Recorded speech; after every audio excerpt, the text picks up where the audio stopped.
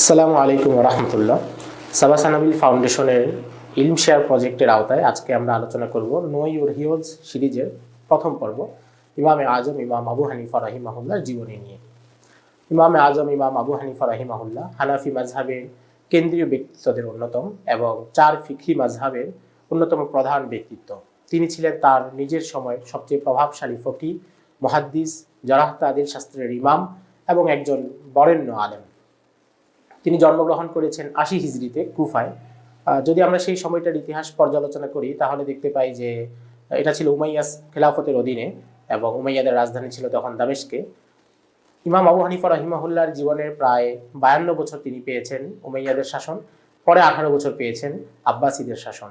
Umayya খলিফাদের মধ্যে অনেক প্রভাবশালী শাসকের সময়কাল তিনি পেয়েছেন, যেমন আব্দুল মালিক ইবনে মারওয়ান, সুলাইমান বিন আব্দুল মালিক এবং ওমর ইবনে আব্দুল আজিজ, হিশাম বিন আব্দুল মালিক প্রমুখের শাসনকাল তিনি কাছ থেকে দেখেছেন। আবার আব্বাসীদের মধ্যে তাদের প্রথম দুজন খলিফা আবুল আব্বাস সাফফাহ এবং আবু জাফর মানসুরের শাসনকাল তিনি পেয়েছিলেন। উমাইয়াদের যেই সময়টায় আবু হানিফা রাহিমাহুল্লাহর জন্ম সেটা ছিল আব্দুল মালিক ইবনে মারওয়ানের শাসনকাল। তিনি ৮৬ হিজরিতে মারা যান, আবু হানিফার বয়স যখন ৬ বছর। এর আগের কয়েক দশকে উমাইয়াদের রাজনৈতিক প্রেক্ষাপটটা অনেক বেশি উত্তাল ছিল, সংঘাত মুখর ছিল। আপনারা জানেন কারবালার যুদ্ধের ঘটনা ঘটেছে, হাররার যুদ্ধের ঘটনা ঘটেছে, আব্দুল্লাহ ইবনে জুবাইরের সাথে আব্দুল মালিক ইবনে মারওয়ানের দ্বন্দ্ব হয়েছে। কিন্তু আবু হানিফা রাহিমাহুল্লাহর যখন জন্ম ততদিনে রাজনৈতিক অস্থিরতাটা কিছুটা হলেও কমে এসেছে। ইরাকের নিয়ন্ত্রণ তখন ছিল হাজ্জাজ বিন ইউসুফের হাতে, যেই ইরাকেরই একটা অঞ্চলে আবু হানিফা রাহিমাহুল্লাহর জন্ম। কিন্তু তিনি এরপরে উমাইয়াদের পতনের যুগটাও কাছ থেকে দেখেছিলেন এবং আব্বাসীদের উত্থানের সময়টা এবং উত্থানের সময় যে সংঘাত মুখর রাজনীতি এগুলো খুব কাছ থেকে দেখেছিলেন। তো আবু হানিফা রাহিমাহুল্লাহর পুরো জীবনটা বোঝার জন্য তার সময়কালের প্রেক্ষাপট, যেই সমাজে তিনি বড় হয়েছেন, বেড়ে উঠেছেন, যে রাজনৈতিক পরিবর্তনগুলো কাছ থেকে দেখেছেন, এটা একটু মাথায় রাখা জরুরি। কারণ আবু হানিফা রাহিমাহুল্লাহ যদিও তিনি একজন আলেম ছিলেন, দর্স তাদরিস দিয়েছেন, ব্যবসা বাণিজ্য করেছেন, কিন্তু একই সাথে রাজনৈতিক সমকালীন ঘটনা প্রবাহ থেকে তিনি মুখ ফিরিয়ে থাকেননি, বরং তিনি এগুলোর সম্পর্কে সক্রিয় থেকেছেন, নানা বিষয়ে মতামত দিয়েছেন, নানা বিষয়ে সক্রিয়ভাবে অংশগ্রহণ করেছিলেন। আবু হানিফা রাহিমাহুল্লাহর জন্ম কুফা শহরে, যেটা ইরাকের অধীনে একটা শহর ছিল। কুফা সম্পর্কে আমাদের অনেকের মধ্যে একটা নেতিবাচক ধারণা কাজ করে যে কুফায় ইলম ছিল না। সেই সময়ে ইলমের মার্কাজ ছিল মদিনা, মক্কা, বসরা, বাগদাদ বা এই ধরনের শহরগুলো। কুফাতে ইলমের অত বেশি চর্চা ছিল না। এটা হচ্ছে একটা সাধারণ একটা কমন প্রোপাগান্ডা, যেটা অনেক সময় বলা হয়ে থাকে। কিন্তু আমরা যদি কুফার পেছনের ইতিহাস থেকে তালাশ করি, আবু হানিফা রাহিমাহুল্লাহর জন্মের আগ থেকেও তালাশ করি, তাহলে আমরা দেখতে পাই যে এটা ইলমের একটা মার্কাজ হিসেবেই সবসময় প্রতিষ্ঠিত ছিল। কুফা নগরীর গোড়াপত্তন হয় উমর রাদিয়াল্লাহু তাআলা আনহুর শাসনামলে, সাদ ইবনে আবি ওয়াক্কাস রাদিয়াল্লাহু তাআলা আনহুর হাত ধরে। এখানে মুসলমানদের একটা ক্যান্টনমেন্ট বা সেনানিবাস প্রতিষ্ঠার প্রয়োজনীয়তা ছিল, যেহেতু মুসলমানরা যখন পার্সিয়ান এম্পায়ারের বিরুদ্ধে যুদ্ধ করছিলেন, পারস্য সাম্রাজ্যের বিরুদ্ধে যুদ্ধ করছিলেন। তো মদিনা থেকে সবসময় সেনা সাহায্য পাঠানো তো সম্ভব নয়, এই জন্য মধ্যবর্তী কোনো একটা স্থানে একটা সেনানিবাস স্থাপনের জরুরত ছিল। সেই জরুরত পূরণ করার জন্যই সাদ ইবনে আবি ওয়াক্কাস এখানে শহর প্রতিষ্ঠা করেন এবং এরপরে ধীরে ধীরে একে কেন্দ্র করে জনসমাগম, বসতি গড়ে ওঠে। যখন এখানে মানুষের সংখ্যা বেড়ে যায় তখন ওমর রাদিয়াল্লাহু তাআলা আনহু এই অঞ্চলে মানুষদেরকে ইলম, আমল ইত্যাদি শেখানোর জন্য আম্মার ইবনে ইয়াসির রাদিয়াল্লাহু তাআলা আনহু এবং আব্দুল্লাহ ইবনে মাসউদ রাদিয়াল্লাহু তাআলা আনহুকে এই অঞ্চলে পাঠান। এবং তিনি যখন তাদেরকে পাঠান তখন তিনি এই অঞ্চলে মানুষদের জন্য, কুফার মানুষদেরকে একটা চিঠি লিখেছিলেন, যেটা তাজকিরাতুল হুফাজ ইমাম যাহাবী রাহিমাহুল্লাহ এনেছেন, সিয়ার আলামিন নুবালাতেও আছে।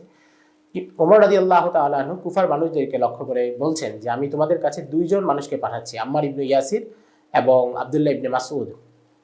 ওয়া ইন্নাহুমা লামিনান নুজাবাই মিন আসহাবি মুহাম্মাদিন সাল্লাল্লাহু আলাইহি ওয়াসাল্লাম মিন আহলি বদর। তিনি বলেন যে আমি তোমাদের কাছে নবীজির দুইজন সম্মানিত সাহাবীকে পাঠাচ্ছি যারা বদরি সাহাবী। বদরি সাহাবীদের বিশেষ ফজিলত আছে অন্য সাহাবীদের তুলনায়, এই বিষয়টা তিনি মনে করিয়ে দিয়েছেন। তারপর তিনি বলেন ফাসমাউ লাহুমা, তোমরা তাদের কথা শোনো, ওয়া আতিউ, তাদের আনুগত্য করো। এরপরে সর্বশেষ কথা তিনি বলছেন ওয়াকাদ আসারতুকুম বিইবনি উম্মি আবদিন আলা নাফসি, আমি আমার নিজের উপরে তোমাদের ব্যাপারে আব্দুল্লাহ ইবনে মাসউদকে প্রাধান্য দিচ্ছি। অর্থাৎ ওমর রাদিয়াল্লাহু তাআলা আনহু বলতে চাচ্ছেন যে মদিনায় আমার আব্দুল্লাহ ইবনে মাসউদকে দরকার ছিল, কিন্তু তবুও আমি আমার চাইতে তোমাদের কাছে তাকে পাঠানো বেশি জরুরি মনে করছি। তো আব্দুল্লাহ ইবনে মাসউদ রাদিয়াল্লাহু তাআলা আনহু যখন কুফায় আসেন, তিনি এখানে দীর্ঘদিন দর্স তাদরিসের কাজ করেন, দাওয়াতের কাজ করেন, মানুষকে ঈমান, আকীদা, বিশুদ্ধ তাওহীদ, ফিকহের জ্ঞান ইত্যাদি শেখান এবং তার ইলমের পুরো নির্যাসটাই এখানে প্রকাশিত হতে থাকে। তিনি ইন্তেকাল করেন ৩৩ হিজরিতে। ৩৬ হিজরির পরে আলী রাদিয়াল্লাহু তাআলা আনহু যখন খলিফা হন তখন তিনি মদিনা থেকে দারুল খিলাফা বা রাজধানী কুফায় সরিয়ে নিয়ে আসেন। তিনি যখন কুফায় আসেন, কুফায় প্রবেশের আগে তিনি দেখলেন, যেটা তারিখ মাদিনাতি দিমাশকে ইবনে আসাকির রাহিমাহুল্লাহ উল্লেখ করেছেন, আলী রাদিয়াল্লাহু তাআলা আনহু কুফায় প্রবেশের আগে দেখলেন প্রায় 4000 ফকিহ এবং আলেম তাকে স্বাগত জানাতে শহরের বাইরে বেরিয়ে এসেছেন। এটা দেখে আলী রাদিয়াল্লাহু তাআলা আনহু খুবই অবাক হলেন যে একটা শহরে এত বেশি আলেম তারা ওনাকে স্বাগত জানাতে এসেছেন। তখন তিনি বিস্ময়ের সাথে বলে উঠলেন, রাহিমাল্লাহু ইবনা উম্মি আবদ ক্বাদ মালা হাযিহিল ক্বরিয়াতা ইলমা, যে আল্লাহ আব্দুল্লাহ ইবনে মাসউদের উপর রহম করুক, তিনি তো এই পুরো জনপদকে ইলমের আলো আলোকিত করে দিয়েছেন, পুরো ইলমে এই পুরো শহরকে ভাসিয়ে দিয়েছেন। এবং এই কুফা শহরের ইলমের কথা সকল ইমামরা স্বীকার করেছেন। ইমাম মুর্তজা জাবিরি রাহিমাহুল্লাহ কুফা শহরকে বলছেন কুব্বাতুল ইসলাম ওয়া দারু হিজরাতিল মুসলিমিন। ইমাম নববী রাহিমাহুল্লাহ বলছেন দারুল ফজলি ওয়াল ফুজালা। এবং শাহ ওয়ালিউল্লাহ মুহাদ্দিস দেহলভী রাহিমাহুল্লাহ হুজ্জাতুল্লাহিল বালিগাতে বলেছেন আলী রাদিয়াল্লাহু তাআলা আনহু বেশিরভাগ বিচার কার্য কুফাতে পরিচালিত হতো, বেশিরভাগ বিচারের ফয়সালা আলী রাদিয়াল্লাহু তাআলা আনহু দিতেন এবং এই শহরে দিতেন। এর অর্থ হলো যে আলী রাদিয়াল্লাহু তাআলা আনহুর যে ফিকহি জ্ঞান, বিচারিক যে দক্ষতা এবং তার যে ইলম, সেটা পুরোটাই এখানে প্রকাশিত হয়েছে। এবং এই কথাই ইমাম ইবনে তাইমিয়া রাহিমাহুল্লাহ মিনহাজুস সুন্নাতে বলেছেন। তিনি বলেন, ইন্নামা যাহারা ইলমু আলিয়্যিন ওয়া ফিকহুহু ফিল কুফা, যে আলী রাদিয়াল্লাহু তাআলা আনহুর ফিকহের জ্ঞান এবং ইলম পুরোটা কুফাতে প্রকাশিত হয়েছে। কতটুকু প্রকাশিত হয়েছে? বিহাসবি মাকামিহি আলাইহা ইনদাহুম মুদ্দাতা খিলাফাতিহি, যে তিনি যতকাল তার খিলাফতের শাসনকালে কুফাতে অবস্থান করেছিলেন এই পুরো সময়টায় তার ইলম জ্ঞান সবকিছু এখানে প্রকাশিত হয়েছে।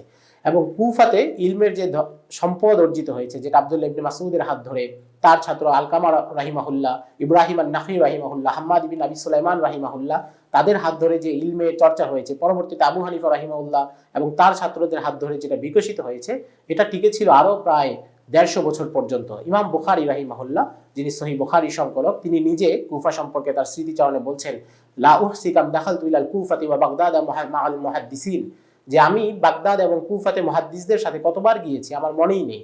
অর্থাৎ এই দুই শহরে ইলম অর্জনের জন্য এতবার এসেছেন ইমাম বুখারীর মতো প্রখ্যাত মুহাদ্দিস, যে তিনি বলছেন যে আমার মনেই নেই এখানে কতবার এসেছি। ইমাম আহমদ ইবনে হাম্বল রাহিমাহুল্লাহ ওনার ছেলে আব্দুল্লাহকে বলছেন যে তুমি যদি ইলম অর্জন করতে চাও তাহলে তোমার উচিত কুফা, বাসরা, মক্কা এবং মদিনাতে ইলম অর্জনের জন্য যাওয়া এবং সেখানে আলেমদের কাছ থেকে হাদিস লিখে নেওয়া। তো কুফার ইলমের এই একটা পরিবেশ সবসময় ছিল। ইমাম মুহাম্মদ ইবনে সিরিন রাহিমাহুল্লাহ, প্রখ্যাত তাবেঈ, ইমাম আবু হানিফা রাহিমাহুল্লাহর চাইতে বয়সে দিক থেকে অনেক বড় ছিলেন। তিনি কুফা সম্পর্কে বলেন যে আমি এই শহরে এসে এত বেশি কালো চুলের লোককে জ্ঞানী পেলাম যেটা আমি অন্য কোনো শহরে পাইনি। অর্থাৎ এখানে তরুণ আলেমের সংখ্যা অনেক বেশি দেখেছি। উনি বলেন, মা রাআইতু কওমান সুদার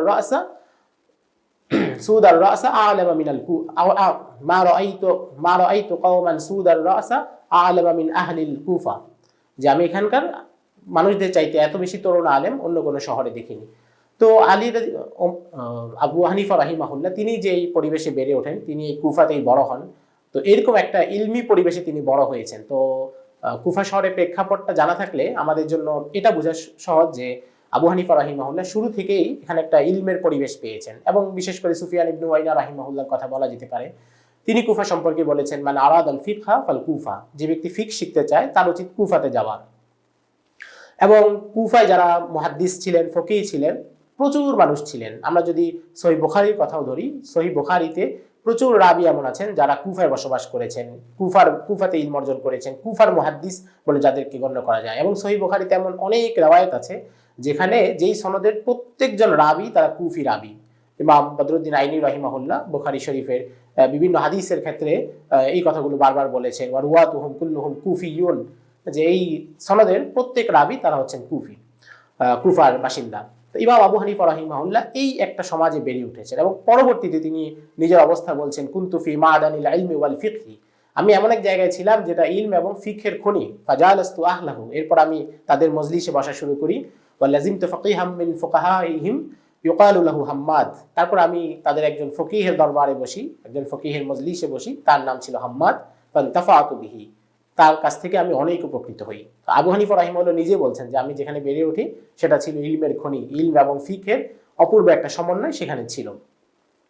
আবু হানিফা রাহিমাহুল্লাহ তিনি, তার পিতার নাম হচ্ছে নোমান। আবু হানিফা রাহিমাহুল্লাহর মূল নাম নোমান, তার পিতার নাম সাবেত। তার পিতা আলী রাদিয়াল্লাহু তাআলা আনহুর সাথে সাক্ষাৎ পেয়েছিলেন।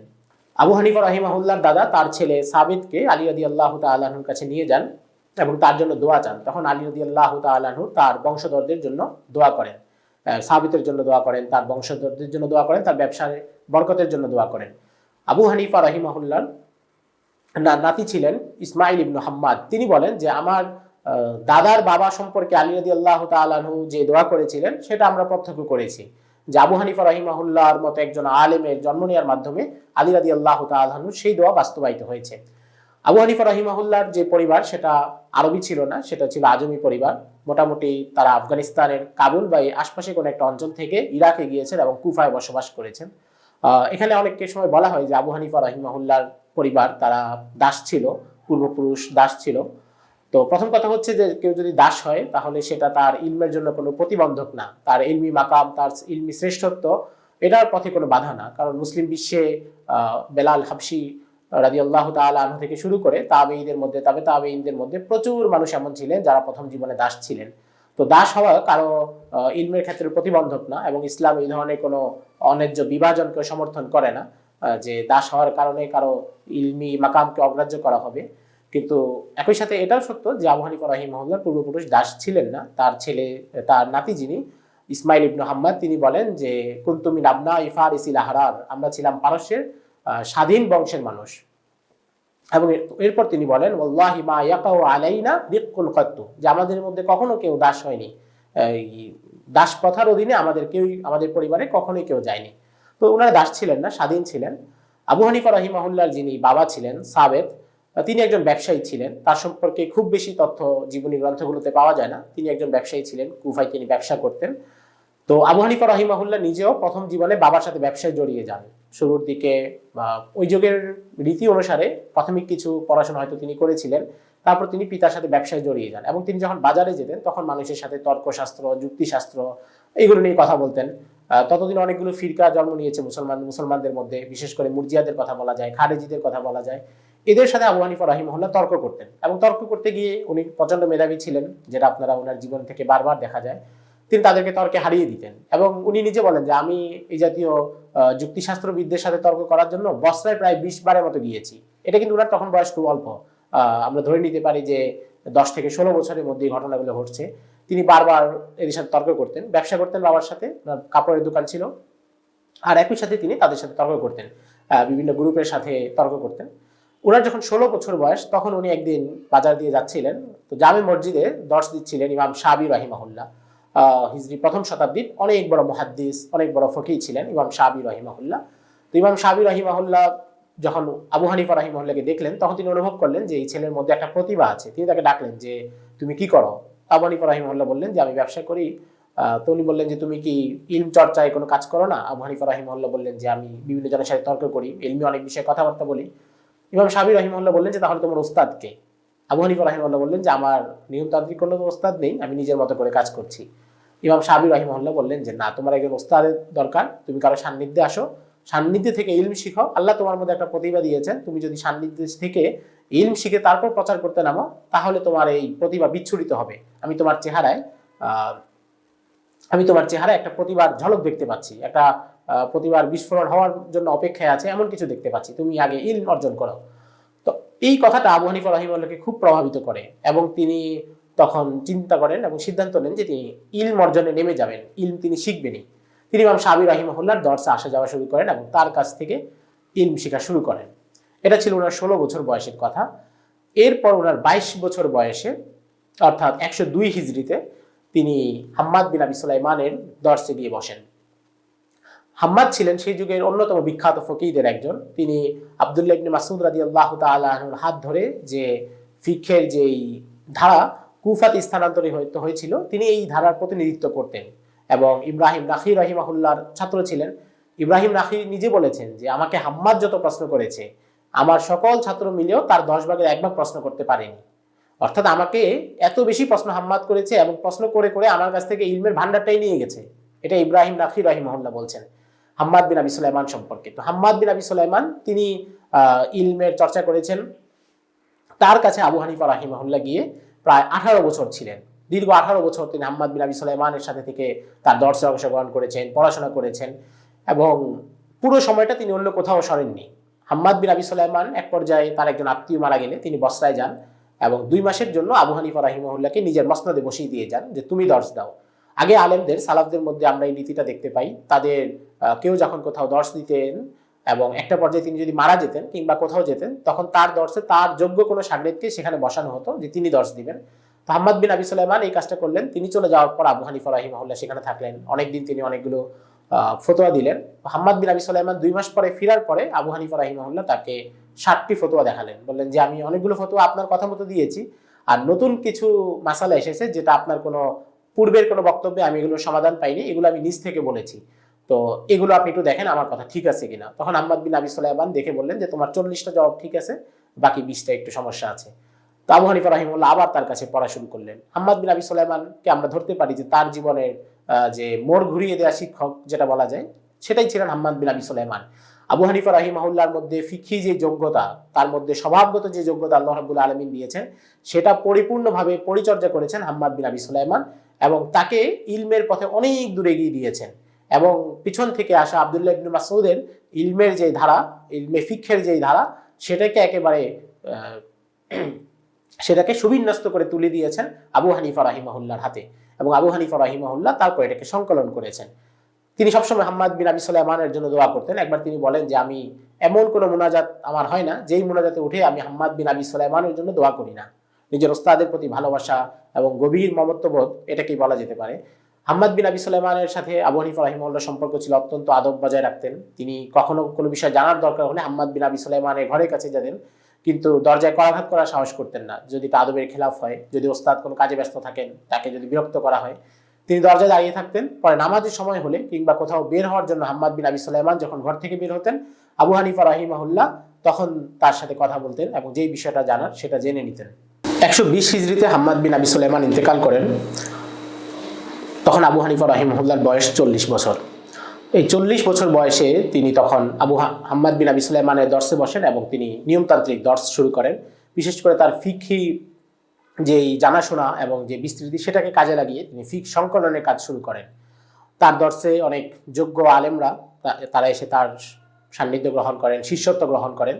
তাদেরকে নিয়ে তিনি একটা ফিকহি বোর্ড গঠন করেন।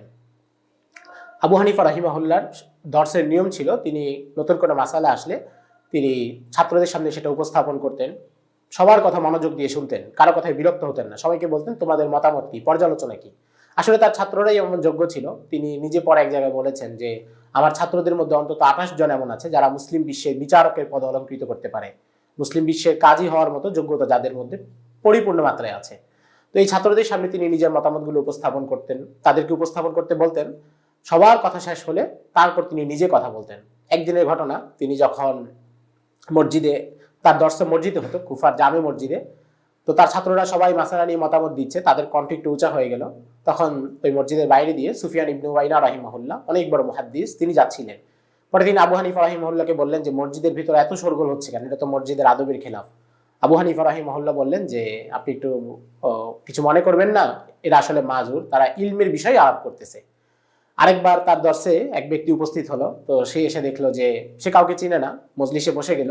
তো দেখলো একটা মাসালা নিয়ে অনেক আলেম কথা বলতেছে। সবার কথা শেষ হওয়ার পরে আরেকজন ব্যক্তি কথা বলা শুরু করলো, উনি হলেন আবু হানিফা রাহিমাহুল্লাহ। তো আবু হানিফা রাহিমাহুল্লাহ যখন পুরো মাসালায় কথা বললেন, সমাধান দিলেন, তখন ওই ব্যক্তি অবাক হয়ে বলে ফেললো, আরে আপনি এতক্ষণ চুপ থাকলেন কিভাবে? আপনি এত বেশি জানেন কিন্তু এতক্ষণ সবাইকে কথা বলতে দিলেন, একটু কাউকে থামালেনও না, বাধাও দিলেন না, এটা কিভাবে সম্ভব? তো আবু হানিফা রাহিমাহুল্লাহর মধ্যে এই বিষয়টা ছিল যে তিনি আলোচনা পছন্দ করতেন, পারস্পরিক দ্বিমত, প্রত্যেকের মন্তব্য, অবস্থানগুলো জানতে আগ্রহী ছিলেন। তার ছাত্রদেরকে তিনি মূল্যায়ন করতেন। আসলে তিনি তার ওখানে নিয়েছিলেন যোগ্য ছাত্রদেরকে। এই যে ফিকহি বোর্ড যেটা, এখানে হতো কি যে তাদের এই আলোচনাগুলোর পরে যে সিদ্ধান্তগুলো আসতো সেটা লিখে ফেলা হতো, এবং হানাফি মাযহাবের যে ফিক সংকলন সেটা মূলত এভাবেই শুরু হয়ে যায় তার এই ফিকহি বোর্ডের হাত ধরে। মালিকি মাযহাবের বিখ্যাত আলেম ইমাম মালিক রাহিমাহুল্লাহর ছাত্র, ইমাম মুহাম্মদ ইবনুল হাসান আশ-শাইবানী রাহিমাহুল্লাহর ছাত্র, এবং সিসিলি বিজয়ের যিনি মহানায়ক ছিলেন, সিসিলিতে আক্রমণের নৌপথে নৌবাহিনীর যিনি অ্যাডমিরাল ছিলেন, আসাদ ইবনুল ফুরাত রাহিমাহুল্লাহ, তিনি এক জায়গায় বলেছেন, ইমাম ইবনু আবিল আওয়াম রাহিমাহুল্লাহ ফাজাইল আবি হানিফাতে এই বর্ণনাটা এনেছেন। আসাদ ইবনুল ফুরাত রাহিমাহুল্লাহ বলেন, কান আসহাবু আবি হানিফাতাল্লাযীনা দাওয়ানুল কুতুবা 40 রাজুলান। আবু হানিফার সেই ফিকহি বোর্ড যারা বইপত্র সংকলন করতেন তাদের সংখ্যা ছিল 40 জন। এখানে ইমাম মোহাম্মদ ইবনুল হাসান শাইবানি ছিলেন, আবু ইউসুফ রাহিমাহুল্লাহ ছিলেন, হাসান বিন জিয়াদ ছিলেন, ইমাম জুফার ছিলেন, ইমাম ওয়াকি ইবনুল জাররাহ ছিলেন, ইমাম আবদুল্লাহ ইবনুল মুবারক ছিলেন। এই ধরনের আরো প্রখ্যাত মনীষীরা ছিলেন, তাদের নামের তালিকাও অনেক গ্রন্থে চলে এসেছে।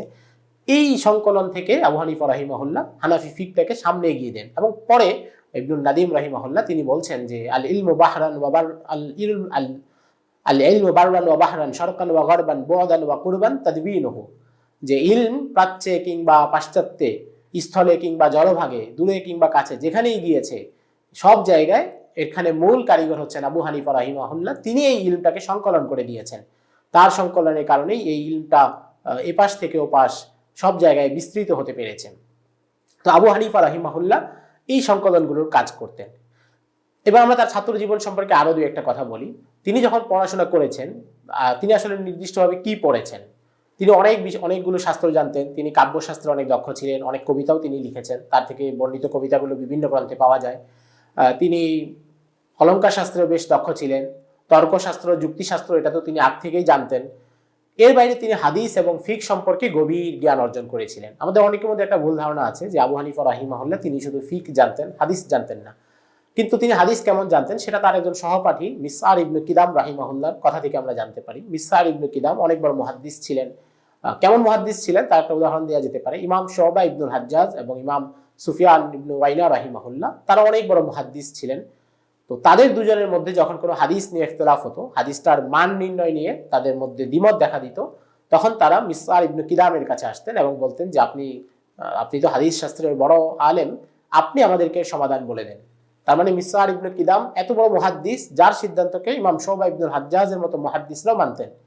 সেই মিসআর ইবনুল কিদাম বলেন যে তলাবতু মা আবি হানিফাতাল ফিকহ তলাবতু মা আবি হানিফাতাল হাদিসা ফাগালাবানা, যে আমরা আবু হানিফার সাথে হাদিস অন্বেষণ শুরু করলাম, তারপর সে আমাদের চাইতে অনেক বেশি এগিয়ে গেল। মিসআর ইবনে কিদাম বলেন যে আমরা আবু হানিফার সাথে হাদিস অর্জন করা শুরু করলাম, এরপর সে আমাদের থেকে অনেক বেশি এগিয়ে গেল। তার মানে বোঝা যাচ্ছে যে আবু হানিফা রাহিমাহুল্লাহ হাদিস শাস্ত্রে কতটা দক্ষ ছিলেন। তারপর মিসআর ইবনে কিদাম বলেন যে আমি চিন্তা করলাম হাদিস শাস্ত্রতে এগোতে পারছি না, তাহলে জুহদ, দুনিয়া ত্যাগ, দুনিয়া বিমুখতা এগুলোর ক্ষেত্রে আগানো যায় কিনা। তখন আমি তার সাথে এটা নিয়ে প্রতিযোগিতা শুরু করলাম। পরে দেখলাম ফাবারা আলাইনা, এখানেও তিনি আমাদের চাইতে এগিয়ে গিয়েছেন। ফাতালাবতু মাহুল ফিকহা ফাজা মিনহু মা তারাউনা, তারপর চিন্তা করলাম যে ফিকহে তাহলে একটু চেষ্টা করে দেখি। তখন ফিকহে আমি তার সাথে চেষ্টা করলাম, তারপরে কি হলো, ফাজা মিনহু মা তারাউনা, তারপর যা হয়েছে সেটা তো তোমাদের সামনেই আছে। মানে তিনি বোঝাতে যাচ্ছেন যে উনি তো ফিকের ইমামই হয়ে গেছেন, উনি আমাদের সাথে ফিক পড়েছেন কিন্তু তারপর ফিকের ইমামই হয়ে গেছেন।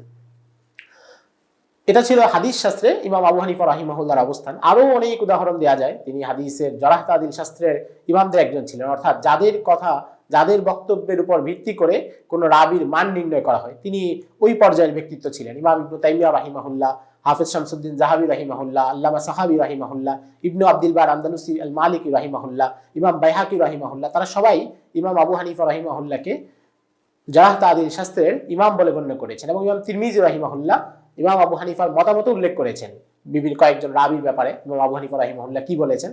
তবে ইমাম আবু হানিফা রাহিমাহুল্লাহর মূল ব্যস্ততা বা মূল আগ্রহ সেটা ছিল ফিক সংকলন এবং ফিকের কাজ নিয়ে। এই জন্য তিনি হাদিস শাস্ত্রে অত বেশি হাদিস বর্ণনা করেন নাই, অত বেশি হাদিসের দর্শ দেননি, কিন্তু তার থেকে বর্ণিত প্রচুর হাদিস আছে এবং সিহা সিত্তাতেও বেশ কিছু জায়গায় তার বর্ণিত হাদিসগুলো পাওয়া যায় এবং অন্যান্য হাদিস গ্রন্থগুলোতে তো তার বর্ণিত হাদিসগুলো পাওয়াই যায়। কিন্তু মূল ব্যস্ততা তার ছিল ফিকের কাজকর্ম নিয়ে। ইমাম আমাশ রাহিমাহুল্লাহ একজন প্রখ্যাত আলেম ছিলেন। আবু হানিফা রাহিমাহুল্লাহ তার কাছে অনেকদিন হাদিস পড়েছিলেন। তো একবার ইমাম আমাশের কাছে আবু হানিফা রাহিমাহুল্লাহ বসা ছিলেন। এক ব্যক্তি এসে কয়েকটা মাসালা জিজ্ঞাসা করলো, আবু হানিফা রাহিমাহুল্লাহ জবাব দিলেন। তো আমাশ রাহিমাহুল্লাহ বললেন, তুমি এই প্রশ্নের জবাব কিভাবে দিলা, এটা সমাধান আসলে কোথায় আছে, তোমার এই কথার পিছনে দলিল কি? তখন আবু হানিফা রাহিমাহুল্লাহ বললেন যে আপনি আমার কাছে এই হাদিসগুলো বর্ণনা করেছেন, এরপর তিনি অনেকগুলো হাদিস শুনিয়ে দিলেন যে আপনার বর্ণিত এই হাদিসের আলোকে আমি সিদ্ধান্ত নিয়েছি।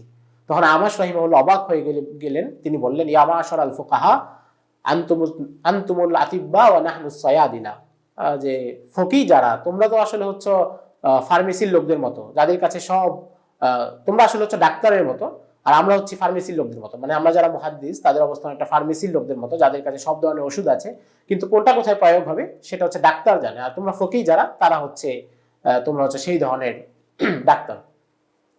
আবু হানিফা রাহিমাহুল্লাহর সময়কালেও তাকে নিয়ে নানা ধরনের প্রচারণা ছিল যে তিনি আকলকে বেশি প্রাধান্য দেন এবং আকলের মাধ্যমে হাদিসকে গ্রহণ বা বর্জন করেন, হাদিস বর্জন করে নিজের আকল অনুসারে শুধু কিয়াস অনুসারে ফতোয়া দেন।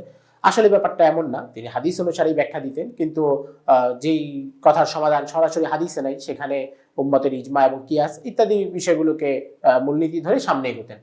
এমন একটা ঘটনা পাওয়া যায় ইমাম আউজাঈ রাহিমাহুল্লাহ সম্পর্কে। উনি আবু হানিফা রাহিমাহুল্লাহ সম্পর্কে এই ধরনের কিছু নেতিবাচক প্রচারণা শুনেছিলেন এবং কিছুটা প্রভাবিত হয়েছিলেন। তিনি থাকতেন লেবাননে। তো একবার আব্দুল্লাহ ইবনুল মুবারক রাহিমাহুল্লাহ, যিনি আবু হানিফা রাহিমাহুল্লাহর ছাত্র, তিনি গেলেন ইমাম আউজাঈর সাথে দেখা করতে। তো তার সাথে একটা খাতা ছিল যেখানে আবু হানিফা রাহিমাহুল্লাহর দর্সের কিছু কিছু বিষয় লেখা ছিল। ইমাম আউজাঈ রাহিমাহুল্লাহ যখন আব্দুল্লাহ ইবনুল মুবারককে দেখলেন তো বললেন যে, খোরাসানি কেমন আছো? খোরাসান মানে বর্তমান আফগানিস্তান এবং ইরানের কিছু অংশের যে ব্লক, এটাকে খোরাসান বলা হয়। আব্দুল্লাহ ইবনুল মুবারকের জন্ম ছিল মার্ব শহরে, তো এই মার্ব হচ্ছে খোরাসানের অন্তর্ভুক্ত। ওই হিসেবে তিনি বললেন যে, খোরাসানি তুমি কেমন আছো? তো আব্দুল্লাহ ইবনুল মুবারকের সাথে কৌশল বিনিময় হলো। পর জিজ্ঞাসা করলেন, তুমি কোথায় থাকো, কি পড়াশোনা করো? তো উনি বললেন যে, আমি এখন কুফায় আছি, সেখানে পড়াশোনা করি। এবং আউজাঈ বললেন যে, কুফায় তো নুমান বিন সাবেত নামে এক লোক বের হয়েছে যে হাদিসের উপর আকলকে কিয়াসকে প্রাধান্য দেয়, তার ব্যাপারে শুনেছো কিছু? আব্দুল্লাহ ইবনুল মুবারক রাহিমাহুল্লাহ ওনার তো ইচ্ছা ছিল যে ওনার ওস্তাদের কথা বলবেন, কিন্তু এখন যখন দেখলেন যে ইমাম আউজাঈ তার ব্যাপারে নেতিবাচক ধারণা রাখেন, তো উনি একটু চুপ করে গেলেন। উনি বললেন যে, হ্যাঁ, তার ব্যাপারে জানি। তো ওনার সাথে খাতা ছিল। ইমাম আউজাঈ রাহিমাহুল্লাহ বললেন যে, এই খাতাটা কিসের? তো উনি বললেন যে, আমি ওখানে এক ওস্তাদের কাছে পড়ি। আবু হানিফা রাহিমাহুল্লাহর নাম গোপন করলেন। উনি বললেন, আমি কুফাতে এক ওস্তাদের কাছে পড়ি, তার দর্সে যা পড়েছি সেগুলো এখানে লিখে রাখা আছে। তো ইমাম আউজাঈ রাহিমাহুল্লাহ খাতাটা নিলেন, বললেন যে, একটু পড়ে দেখি। তো পুরো খাতা পড়ে উনি বিশ্ব অভিভূত হয়ে গেলেন যে, এত সুন্দর করে ইলমকে কে লিখেছেন? তো উনি বললেন যে, এই লোককে, এটা কার লেখা? তোমার সেই ওস্তাদের নাম কি? আব্দুল্লাহ ইবনুল মুবারক বললেন, ওনার নাম নোমান বিন সাবেত। ইমাম আউজাঈ বললেন যে, কোন নোমান বিন সাবেত, যার ব্যাপারে অনেক কথা শোনা যায় সে? আব্দুল্লাহ ইবনুল মুবারক রাহিমাহুল্লাহ বললেন, হ্যাঁ, আপনি যার কথা বলছেন তিনি। ইমাম আউজাঈ রাহিমাহুল্লাহ অবাক হয়ে গেলেন এবং পরে উনি বললেন যে, এমন মহান মানুষ সম্পর্কে আমার কান ভারী করেছে কে? সরাসরি তিনি কখনো দেখেন নাই, কথা হয় নাই, এই জন্য তার জানা ছিল না। কিন্তু পরে যখন তিনি আবু হানিফা রাহিমাহুল্লাহর ইলমের ব্যাপারে দেখেছেন, তার ইলমকে নিজে সরাসরি পড়েছেন, উপলব্ধি করেছেন, তখন তিনি তার ইলমের স্বীকৃতি দিয়েছেন। ইমাম লাইস ইবনে সাদ রাহিমাহুল্লাহ অনেক বড় আলেম ছিলেন, অনেক বড় ফকিহ ছিলেন, তার নিজস্ব মাযহাবও ছিল। এবং ইমাম মালিক রাহিমাহুল্লাহর ছাত্র ইমাম শাফি রাহিমাহুল্লাহ বলেন যে, লাইস ইবনে সাদ ইমাম মালিকের চেয়েও বড় ফকিহ ছিলেন। লাইস ইবনে সাদ ইমাম মালিকের চেয়েও বড় ফকিহ ছিলেন। এটা ইমাম মালিকের ছাত্র ইমাম শাফি রাহিমাহুল্লাহ বলছেন। সেই লাইস ইবনে সাদ রাহিমাহুল্লাহ বলেন যে, একবার আমি খবর পেলাম ইমাম আবু হানিফা রাহিমাহুল্লাহ হজে যাচ্ছেন। তখন আমি দ্রুত ছুটে গেলাম হজে এবং সেখানে তার সাথে আমার দেখা হলো। আমি দেখলাম যে লোকজন তার উপর একেবারে হুমড়ি খেয়ে পড়ছে। মানে ইমাম আবু হানিফা রাহিমাহুল্লাহ জালালাতে শান যেটা ছিল, তার ব্যক্তিত্ববোধ যেটা ছিল, যে মানুষ তার চারপাশে ঘিরে রেখেছে, তার পাশে হুমড়ি খাচ্ছে বলতে গেলে। তখন আমি তার সাথে দেখা করলাম এবং তার সাথে ইলমের বিভিন্ন বিষয় নিয়ে কথা বললাম। তিনি আমাকে সমাধান দিলেন। লাইস ইবনে সাদ বলেন, তিনি আমাকে যে উত্তরগুলো দিয়েছেন সেটা তো আমাকে মুগ্ধ করেছেই। এত সুন্দর জবাব দিয়েছেন, এত সুন্দর দলিলের আলোকে জবাব দিয়েছেন, সেটা তো আমাকে মুগ্ধ করেছেই, কিন্তু তিনি যতটা দ্রুত গতিতে জবাব দিয়েছেন এটা আমাকে আরো বেশি মুগ্ধ করেছে। অর্থাৎ একটা কঠিন প্রশ্ন করলে যে একটু চিন্তা ভাবনা করে জবাব দিতে হয় সেটা না, বরং ইমাম আবু হানিফা রাহিমাহুল্লাহর কথা শুনে মনে হচ্ছিল যে তিনি বিদ্যুৎ গতিতে তিনি জবাবগুলো দিয়ে দিচ্ছেন। তো লাইস ইবনে সাদ বলেন, এটা আমাকে আরো বেশি মুগ্ধ করেছে। ইমাম মালিক রাহিমাহুল্লাহ কাছে একবার লাইস ইবনে সাদ গেলেন, তখন দেখলেন যে ইমাম মালিক একটু অন্যরকম ভাবে বসে আছেন, একটু অন্যমনস্ক। তখন লাইস ইবনে সাদ বললেন যে, শাইখ আপনার কি হয়েছে? ইমাম মালিক বললেন যে, একটু আগে আবু হানিফা এসেছিল, তার সাথে বিভিন্ন মাসালা নিয়ে কথা হয়েছে, তর্ক বিতর্ক হয়েছে। তো আসলে এই লোক এমন লোক যার সাথে জিতা যায় না, তার সাথে কথা বলে পারা যায় না। লাইস ইবনে সাদকে উনি ইমাম মালিক বললেন যে, তুমি তাকে চিনে রাখো, সেই ইলমের এক মানে জ্বলন্ত অঙ্গারের মতো। তো এই ছিল ইমাম আবু হানিফা রাহিমাহুল্লাহর ইলমি স্বীকৃতি, যেটা সেই যুগের আলেমরা দিয়েছেন এবং আরো অনেকে দিয়েছেন। শাইখুল ইসলাম ইয়াজিদ বিন হারুন রাহিমাহুল্লাহ, যিনি ইমাম আবু হানিফা রাহিমাহুল্লাহর ছাত্র ছিলেন, অনেক প্রভাবশালী আলেম ছিলেন সেই সময়, উনি বলেন যে, আবু হানিফার যুগকে যারা পেয়েছে তারা প্রত্যেকে, যারা আবু হানিফাকে দেখেছে, তারা স্বীকার করেছে যে তার মতো কাউকে তারা দেখেনি। এত বেশি যোগ্য, প্রখর মেধার অধিকারী একজন আলেম ছিলেন। 96 হিজরিতে ওনার যখন বয়স 16 বছর, তখন তিনি প্রথম হজ করেন ওনার বাবার সাথে। এরপর 50 হিজরি পর্যন্ত 55 বার, পুরো 55 বছরে প্রতিবার তিনি হজ করেছেন। 55 বছর ধরে তিনি হজ করেছেন, কখনো হজ মিস দেন নেই। এবং এই হজের সফরগুলো ছিল ওনার ইলমের মজলিসের সময়, ইলমের মোজাকারার সময়। হজের সফরে মুসলিম বিশ্বের নানা অঞ্চল থেকে আলেমরা আসতেন, তাদের সাথে তিনি কথা বলতেন, পরিচিত হতেন এবং নানাভাবে নিজের চিন্তা ছড়িয়ে দিতেন, ক্ষেত্র বিশেষে তাদের কাছ থেকে কিছু গ্রহণ করতেন। তো আবু হানিফা রাহিমাহুল্লাহর সময় ইলমের যেই একটা চর্চার অনেকগুলো ধারার মধ্যে একটা ছিল হজের সফর, সেটা তো আবু হানিফা রাহিমাহুল্লাহ সক্রিয় ভূমিকা পালন করেছেন। এবং তিনি কুফার বাইরে বসরা থেকেও ইলম অর্জন করেছেন, মক্কা এবং মদিনা থেকে ইলম অর্জন করেছেন। ইমাম ইবনু শিহাব জোহরির দর্শে বসেছেন, নাফে মাওলা ইবনে ওমরের দর্শে বসেছেন, তাদের কাছ থেকে ইলম শিখেছেন। আতা বিন আবি রবাহের কাছেও তিনি ইলম শিখেছেন, তাদের কাছ থেকেও ইলম অর্জন করেছেন। রবিআতুর রায়ের দর্শে বসেছেন, নানা জনের কাছ থেকে তিনি ইলম অর্জন করেছেন। ইমাম জাহাবি রাহিমাহুল্লাহ বলেন যে আবু হানিফা রাহিমাহুল্লাহর যারা উস্তাদ, যাদের কাছ থেকে তিনি অল্প কিংবা বেশি যেই কোনো পরিমাণে ইলম শিখেছেন, হয়তো কারো কাছ থেকে একটা হাদিস শিখেছেন, একটা মাসালা শিখেছেন, যদি সব ধরনের উস্তাদকে ধরা হয় তাহলে তাদের সংখ্যা প্রায় 4000। এত বেশি আলেমদের কাছ থেকে তিনি ইলম শিখেছেন এবং সব ধরনের ইলমকে হজম করার একটা শক্তি তার মধ্যে ছিল। অর্জিত ইলমকে হজম করে সেটা আবার সুবিন্যস্ত আকারে প্রকাশ করা, এই গুণটা তার মধ্যে প্রচুর পরিমাণে ছিল। আবু হানিফা রাহিমাহুল্লাহর জন্ম আমরা আগেই বলেছি 80 হিজরিতে। তিনি যখন জন্মগ্রহণ করেন তখনও বেশ কয়েকজন সাহাবী জীবিত ছিলেন। তো এটা নিয়ে একটা মৃদু তর্ক আছে যে আবু হানিফা রাহিমাহুল্লাহ কোনো সাহাবীর সাথে তার দেখা সাক্ষাৎ হয়েছে কিনা বা তিনি তাবেই কিনা। তো উম্মতের ওলামায়ে কেরামের অধিকাংশ সবাই মতামত দিয়েছেন আবু হানিফা রাহিমাহুল্লাহ তাবেই ছিলেন। তিনি আনাস ইবনে মালিক রাদিয়াল্লাহু তাআলা আনহু সাক্ষাৎ পেয়েছেন যখন তিনি কুফায় এসেছেন, এটা ইমাম জাহাবি বলেছেন। এবং খতিব বাগদাদি রাহিমাহুল্লাহ তারিখে বাগদাদিও বেশ কিছু বর্ণনা এনেছেন, যেটা থেকে দেখা যায় তিনি মক্কায় হজের সফরে সাহাবীদের দর্শে বসেছিলেন। আব্দুল্লাহ বিন আবি আওফা রাদিয়াল্লাহু তাআলা আনহু, ওয়াসিলা বিন আসকা রাদিয়াল্লাহু তাআলা আনহু, উনাদের সাথে উনার দেখা সাক্ষাৎ হয়েছে। হাদিস বর্ণনার ক্ষেত্রে তিনি সাহাবীদের কাছ থেকে হাদিস বর্ণনা করেছেন কিনা, একটা তো হচ্ছে যে একটা তর্ক হচ্ছে যে সাহাবীদের দেখা পেয়েছেন কিনা, এটার ক্ষেত্রে আলেমদের মত হলো যে তিনি দেখা পেয়েছেন। সাহাবীদের কাছ থেকে হাদিস বর্ণনা করেছেন কিনা, এটার ক্ষেত্রে দুটা ধরনের মত আছে, কিন্তু নির্ভরযোগ্য মত হলো তিনি সাহাবীদের কাছ থেকে হাদিসও বর্ণনা করেছেন। এবং আবু হানিফা রাহিমাহুল্লাহ যে ধরনের হাদিসগুলো বর্ণনা করেছেন এর মধ্যে অনেকগুলো হাদিস এমন আছে যেটা হচ্ছে তিনি সুলাসিয়াত বলা হয় যেটাকে, অর্থাৎ নবীজি সাল্লাল্লাহু আলাইহি সাল্লাম এবং আবু হানিফা রাহিমাহুল্লাহর মাঝখানে মাত্র 3 জন রাবী, তিনি এই ধরনের হাদিস বর্ণনা করেছেন। এবং মাঝখানে 2 জন রাবী আছে, এই ধরনের হাদিস বর্ণনা করেছেন। মাঝখানে একজন রাবী মানে শুধু সরাসরি সাহাবীর কাছ থেকে, সেটাও তিনি বর্ণনা করেছেন। তো এটাও হচ্ছে হাদিস শাস্ত্রে তার দক্ষতার একটা প্রমাণ। যদিও আমরা আগেই বলেছি যে তিনি ফিকহ শাস্ত্রটাকে বেশি গুরুত্ব দিয়েছেন এবং নিজের চর্চা, নিজের সময়, জীবনযাপন এখানে একটু বেশি কাটিয়েছেন, হাদিস শাস্ত্রে তুলনামূলক একটু কম সময় দিতেন। আবু হানিফা রাহিমাহুল্লাহ ব্যবসা করতেন, তার কাপড়ের ব্যবসা ছিল এবং এটা মানে আমরা শুনলে অবাক হব যে তার এই ব্যবসাটা অনেকটা আন্তর্জাতিক ব্যবসার মতো ছিল। তার দোকানে যে মালামাল আসতো সেটা আসতো মধ্যপ্রাচ্য, মধ্য এশিয়া থেকে, মার্ব শহর থেকে, কিংবা যেটাকে আমরা সিল্ক রুট বলতে পারি এখন, এই অঞ্চলে বিভিন্ন শহর থেকে, বোখারা থেকে, সমরকান্দ থেকে, এই অঞ্চলগুলো থেকে তার দোকানে কাপড়ে মালামাল আসতো এবং তার দোকান থেকে কাপড় কিনে সেটা দামিশকে চলে যেত, ফিলিস্তিনে চলে যেত, আসকালানে চলে যেত, গাজায় চলে যেত, মিশরে চলে যেত, বিভিন্ন এলাকায় চলে যেত। তার দোকানে কাপড়ের খুব সুনাম ছিল, কারণ তিনি ব্যবসার ক্ষেত্রে শতভাগ ইসলামী যেই নিয়ম নীতি যেটা আছে শতভাগ সেটা মেনে চলতেন। আবু হানিফা রাহিমাহুল্লাহ একবার তিনি একটা কাপড় কিনলেন, তো কাপড় কিনে দেখলেন যে এটাতে কিছুটা ত্রুটি আছে। তো তিনি কর্মচারীকে বললেন যে তুমি যখন কোনো কাস্টমার এটা কিনতে আসবে তুমি তাকে সতর্ক করে দিবে যে এই কাপড়ে এই সমস্যা আছে। তো এক ব্যক্তি কাপড় কিনতে আসলো, কিন্তু কর্মচারী মনে ছিল না, সে কাপড়টা বিক্রি করে দিল। পর আবু হানিফা রাহিমাহুল্লাহ যখন জানলেন যে সেই কাজ করেছে, তিনি বললেন যে তুমি কি তাকে বলেছ কাপড়ের যে সমস্যা আছে? কর্মচারী বলল যে না, আমার মনে ছিল না। তো পরে উনি চিন্তা করলেন যে ক্রেতাকে খুঁজে বের করবেন, কিন্তু ক্রেতা ছিল অপরিচিত, অন্য কোনো শহর থেকে এসেছে, তাকেও তিনি পেলেন না। পরে তিনি ওই কাপড় থেকে অর্জিত পুরো লাভটা আল্লাহর রাস্তায় সদকা করে দিলেন। আরেকবার হলো এক মহিলা ওনার দোকানে কাপড় বিক্রি করতে আসলো, তো পরে উনি জিজ্ঞাসা করলেন যে তোমার এই কাপড়ের দাম কত? মহিলা বললো যে আমার কাপড়ের দাম 100 দিরহাম। আবু হানিফা রাহিমাহুল্লাহ বললেন যে না, এই কাপড়ের দাম 100 দিরহাম না, এটা আরো মূল্যবান কাপড়, এটা আরেকটু বাড়াও। আসলে মূলত হচ্ছে মহিলা কাপড়ের দামটা সম্পর্কে ভালো জানতো না। তো এমনিতে আমাদের সাধারণ মানুষ হলে তো তারা কম দামে পেলে লুফে নিতেন, কিন্তু আবু হানিফা রাহিমাহুল্লাহ তিনি তো ভিন্ন ধাতুতে গড়া মানুষ, তিনি সাহাবীদের সোহবত প্রাপ্ত, শীর্ষস্থানীয় তাবেঈদের সোহবত প্রাপ্ত, নিজে ইলমে ফিকহ সংকলন করতেছেন, নিজে ইলমের চর্চা করতেছেন, তার ব্যাপারটা অবশ্যই অন্যরকম। তিনি মহিলাকে বললেন যে তুমি দাম বাড়াও। মহিলা কয়েকবার দাম বাড়ালো, বাড়াতে বাড়াতে 300 দিরহাম আসলো, 400 দিরহাম আসলো। এরপরে মহিলা বিরক্ত হয়ে গেল যে আর কত বাড়াবো? আবু হানিফা রাহিমাহুল্লাহ বললেন তুমি কোন একজন পুরুষ মানুষকে নিয়ে আসো। পুরুষ মানুষ আনার পরে আবু হানিফা রাহিমাহুল্লাহ বললেন যে এই কাপড়ের প্রকৃত দাম 500 দিরহাম। এরপর 500 দিরহামে এটা কিনে নিলেন। তো ব্যবসার ক্ষেত্রে তিনি এই ধরনের সততা এবং ন্যায়নিষ্ঠতা সবসময় অবলম্বন করতেন, কাউকে কখনো ঠকাতেন না, এবং তার অজান্তে কেউ ঠকিয়ে ফেললেও তিনি তাদেরকে সরিয়ে দিতেন। অনেকবার উনি ওনার অনেক ব্যবসায়িক পার্টনার থেকে সরিয়ে গিয়েছেন যে তারা ভুলে কাউকে ঠকিয়ে ফেলেছেন।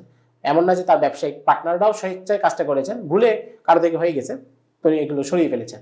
আরেকবার হলো এক ব্যক্তি ওনার দোকান থেকে কাপড় কিনলো, তো ওই কাপড়ের একটা সমস্যা ছিল, ওটা 1000 দিরহামে বিক্রি হয়, যদিও মানে সমস্যার কারণে এটা বাজার মূল্য ছিল 600 দিরহাম। তো আবু হানিফা রাহিমাহুল্লাহ যখন এটা জানলেন, ওই ব্যক্তির পিছু নিলেন। ঘটনাক্রমে উনি পিছু নিতে নিতে একেবারে মক্কায় চলে আসলেন। ওই লোক এসেছিল ওমরা করতে, মক্কায় চলে আসলেন।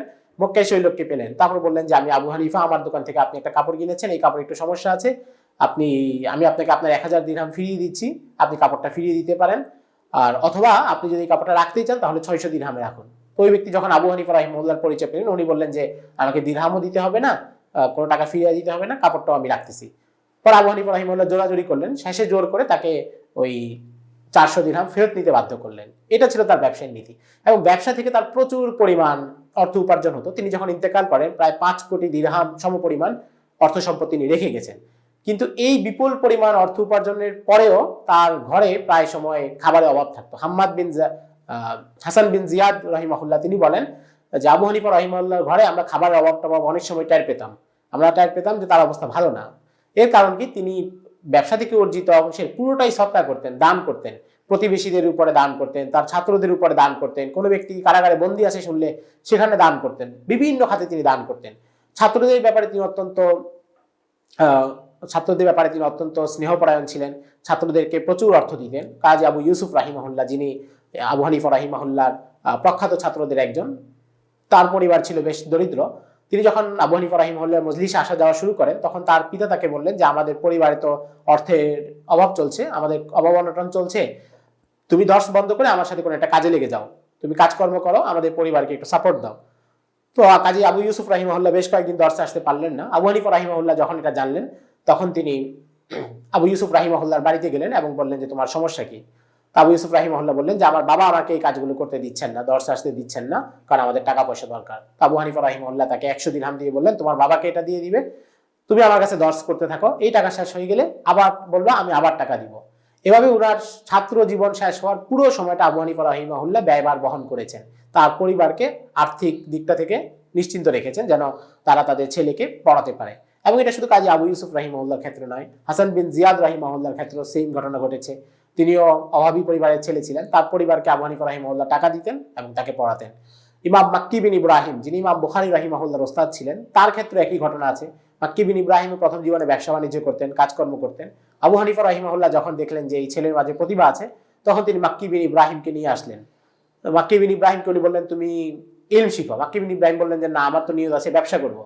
আবু হানিফা রাহিমাহুল্লাহ বললেন তুমি যদি ইলম না শিখো তাহলে ব্যবসাটাও ঠিকভাবে করতে পারবে না, ব্যবসা করার জন্য ইলম দরকার, ফিকহের জ্ঞান দরকার, মুআমালাতের মাসালাগুলো জানা দরকার। এরপরে তিনি মাক্কি বিন ইব্রাহিমকে ইলম অর্জন করান, ইলম শিখিতে থাকেন।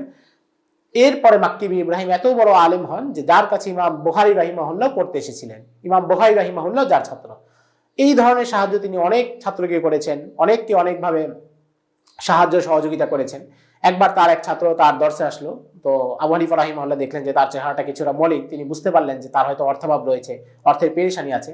তো রাতের বেলা তিনি ছাত্রের ঘরের সামনে চলে গেলেন, ঘরের সামনে গিয়ে 500 দিরহামের একটা থলে রেখে আসলেন এবং সাথে একটা কাগজে লিখে দিলেন যে এটা আবু হানিফার হালাল উপার্জন থেকে প্রাপ্ত অর্থ, তোমার জন্য এটা রেখে যাচ্ছি, তুমি এটা প্রয়োজন অনুসারে যে কোনো কাজে ব্যয় করো। একবার বলে দিয়েছেন যে আমার হালাল উপার্জন থেকে প্রাপ্ত অর্থ। তো এই ধরনের প্রচুর দান সৎকার করার কারণে দেখা যেত তার ঘরে অভাব অনটন লেগে থাকতো। তিনি মানুষের মুখে হাসি ফোটাতে ব্যস্ত ছিলেন, কিন্তু তার নিজের ঘরে কিছুটা অভাব অনটন লেগেই থাকতো। অর্থাৎ অর্থ উপার্জনের যে মাকসাদ ছিল সেটা বিলাসিতা ছিল না, কিংবা সম্পদ গড়ে আরো সম্পদের মজা নেওয়া, এটা মূল মাকসাদ ছিল না। এটাকে ইলমের কাজে ব্যয় করা, বিভিন্ন খাতে ব্যয় করা, সেটাই ছিল তার অন্যতম একটা বড় মাকসাদ। যেমন উমাইয়াদের বিরুদ্ধে যখন আহলে বাইতের সদস্যরা বিদ্রোহ করেন, তখন আবু হানিফা রাহিমাহুল্লাহ তাদেরকে সমর্থন জানান এবং তাদেরকে ফান্ডিং করেন। তিনি প্রায় 10,000 দিরহাম আহলে বাইতের ফান্ডে জমা দেন। তারপর আব্বাসী খেলাফতে যখন নফসে জাকিয়া বিদ্রোহ করেন, সেখানে আবু হানিফা রাহিমাহুল্লাহ সমর্থন দেন। এবং এই সমর্থনগুলোর কারণে পরে তার উপর কিছু নির্যাতনের নেমে এসেছিল, আমরা সেটা একটু পরে বলতেছি। তো আবু হানিফা রাহিমাহুল্লাহ ছিলেন মোটা দাগে একজন দুনিয়াত্যাগী মানুষ। তিনি অর্থ সম্পদের পেছনে কখনোই ছুটেন নেই। ওনার ছাত্র আব্দুল্লাহ ইবনে মুবারক রাহিমাহুল্লাহ বলেন যে আমরা তো এমন এক ওস্তাদকে পেয়েছি যিনি কখনো দুনিয়ার দিকে ছুটেন নেই। মানুষ দুনিয়ার দিকে ছোটে, দুনিয়া তাদের থেকে দূরে সরে যায়, আর তার পিছনে দুনিয়া ছুটেছে কিন্তু তিনি দুনিয়া থেকে দূরে সরে গেছেন। আমরা জানি উমাইয়া আমলে তাকে কাজী হওয়ার প্রস্তাব দেওয়া হয়েছিল, আব্বাসী আমলে তাকে বাগদাদের প্রধান বিচারপতি হতে বলা হয়েছিল, তিনি সেগুলো গ্রহণ করেন না, এই জন্য নির্যাতনের শিকার হয়েছেন। তো আব্দুল্লাহ ইবনে মুবারক বলেন যে এটা কেমন মানুষ যে দুনিয়া গ্রহণ করবে না বলে নির্যাতনের শিকার হওয়াকে মেনে নিয়েছেন। উনি দুনিয়া গ্রহণ করবেন না, এই জন্য ওনার উপর নির্যাতন চালানো হোক সেটা তিনি মেনে নিচ্ছেন। তিনি তো ছিলেন এমন মানুষ। ইবাদত বন্দেগীর ক্ষেত্রেও তিনি ছিলেন অতুলনীয়। সারা রাত তিলাওয়াত করতেন, সারা রাত নফল নামাজ পড়তেন। একাধিক বর্ণনা আছে যেখানে দেখা যাচ্ছে, একাধিক বর্ণনা এবং সহি বর্ণনা, আবু হানিফা রাহিমাহুল্লাহ এশার ওযু দিয়ে ফজরের নামাজও পড়েছেন, মাঝখানে সারা রাত ইবাদত করেছেন এবং তিনি রাতে কখনোই ঘুমাতেন না। তার রুটিন ছিল ফজরের নামাজের পর থেকে জোহর পর্যন্ত তিনি একাধারে দর্শ দিতেন। জোহরের পরে 2 ঘন্টার মতো ঘুমাতেন, আসরের পরে প্রতিবেশীদের খোঁজ খবর নিতেন, কোথাও দরিদ্র কোনো ছাত্র থাকলে, কারো হক আদায় করার থাকলে, কারো আমানত গ্রহণ করার ব্যাপার থাকলে এগুলো তিনি দেখভাল করতেন আসরের পর থেকে মাগরিব পর্যন্ত। মাগরিবের পর আবার দর্শ তাদরিস শুরু করতেন, এশার পর থেকে ছাত্রদের সাথে ইলমি মুযাকারা শুরু করতেন। একবার তিনি ইমাম মালিকের কাছে যান হজের সফরে, তখন ইমাম মালিকের সাথে কথা বললেন, সারা রাত কথা বলতে বলতে একেবারে ফজর হয়ে গেল। এই ধরনের ঘটনা অনেক আছে এবং আসলে সালাফদের মধ্যে এই অভ্যাসটা খুব ছিল যে তারা যখন মুযাকারা করতেন তখন সময় জ্ঞানও থাকতো না, ইলমের মুযাকারায় তারা রাতের পর রাত পার করে দিতেন। ইমাম আলী ইবনুল মাদিনী রাহিমাহুল্লাহ, যিনি ইমাম বুখারী রাহিমাহুল্লাহর ওস্তাদ, তিনি এক জায়গায় বলেন যে আলেমদের মধ্যে অন্তত 6 জন ছিলেন এমন যে যারা ইলমি মুযাকারায় বসলে তাদের আর হুঁশ থাকতো না, ইলমি মুযাকারা চলতেই থাকতো। তো এই আবু হানিফা রাহিমাহুল্লাহ তিনি ইলমি মুযাকারা গুলো করতেন, এরপর রাতের বেলা আবার নফল নামাজ শুরু করতেন পরদিন সকাল পর্যন্ত, রাতে আর কোনো ঘুম হতো না। অনেক সময় তিনি প্রতি একদিনে নফল নামাজে কোরআনুল কারীম 1 খতম করতেন, কখনো 2 দিনে করতেন, কখনো 3 দিনে করতেন। রমজান মাসে আরো বেশি তিলাওয়াত করতেন, প্রচুর তিলাওয়াত করতেন, প্রচুর নফল নামাজ পড়তেন। উনার ইন্তেকালের পরে উনার পাশের বাসায় প্রতিবেশী এক ছোট শিশু তার বাবাকে বললো যে আমাদের পাশের বাড়ির ছাদের উপরে একটা কাঠের টুকরা দেখতাম রাতের বেলা দাঁড়িয়ে থাকা, একটা কাঠের টুকরা ছিল যেটা রাতের বেলা দেখা যেত, কিন্তু এখন আর সেটা দেখা যায় না। তো প্রতিবেশী তার ছেলেকে বলল যে তুমি যাকে দেখতা তিনি ছিলেন আবু হানিফা, তিনি তো এখন মারা গেছেন, উনি রাতের বেলা নামাজ পড়তেন, দাঁড়ায় থাকতেন, সেটাকেই তোমার কাঠের টুকরা মনে হতো, উনি মারা গেছেন, উনি আর এখন এটা করেন না। তো আবু হানিফা রাহিমাহুল্লাহ ইবাদতের ক্ষেত্রেও ছিলেন এই ধরনের অতুলনীয়, প্রচুর জিকির আজকার করা, নফল সদকা করা, নফল ইবাদত করা, তিলাওয়াত করা, সবকিছুতে তিনি অন্যদের চাইতে অনেক বেশি এগিয়ে ছিলেন। আবু হানিফা রাহিমাহুল্লাহ প্রত্যেকটা বিষয়ে তিনি তার সময় অন্যদের চাইতে অনেক বেশি অতুলনীয় ছিলেন, আলেমরা নিজেরা এটা স্বীকার করেছেন। এবং আব্দুল্লাহ ইবনে মুবারকের মতো মানুষ, যিনি হাদিস এবং ফিক 2 শাস্ত্রের বড় ইমাম এবং যাকে আমিরুল মুমিনিন ফিল হাদিস বলা হয়, আমিরুল মুমিনিন বিল হাদিস, আমিরুল মুমিনিন ফিল হাদিস, এটা হাদিস শাস্ত্রে খুব বেশি মানুষকে বলা হয় না, 22-23 জন, সংখ্যাটা নিয়ে একটু মতো পার্থক্য আছে, সর্বোচ্চ 22 বা 23 জন মানুষকে আমিরুল মুমিনিন ফিল হাদিস বলা হয়। এর মধ্যে একজন হচ্ছেন আব্দুল্লাহ ইবনে মুবারক রাহিমাহুল্লাহ। এত বড় মুহাদ্দিস, তিনি বলেন যে আমি যদি সুফিয়ান ইবনে উয়াইনা এবং আবু হানিফাকে না পেতাম তাহলে আমার ইলমি জগৎ এক অন্যরকম হতো, আমি জাহিলি থেকে যেতাম। তো এত বড় মুহাদ্দিস যার ইলমের স্বীকৃতি দিচ্ছেন, তিনি হাদিস শাস্ত্রে অজ্ঞ বা তিনি হাদিস শাস্ত্রে 17-18টা হাদিস জানতেন, এই ধরনের কথা বলা এটা আসলে খুবই বোকামি। আবু হানিফা রাহিমাহুল্লাহ ইলমি জায়গা থেকে অনেক বড় মানুষ ছিলেন। ইমাম ওয়াকি ইবনুল জাররাহ রাহিমাহুল্লাহ, যিনি অনেক বড় মুহাদ্দিস ছিলেন, কুফাতে যিনি দীর্ঘ সময় দর্শ দিয়েছেন, সেই ওয়াকি ইবনুল জাররাহ রাহিমাহুল্লাহ পর্যন্ত বলেন যে আমি আবু হানিফার ইলম দ্বারা মুগ্ধ, এবং তিনি আবু হানিফা রাহিমাহুল্লাহর মাসালায় সেই অনুসারেই ফতোয়া দিতেন। এত বড় মুহাদ্দিস, কিন্তু তিনি আবু হানিফা রাহিমাহুল্লাহর খুব গুণমুগ্ধ শিষ্য ছিলেন।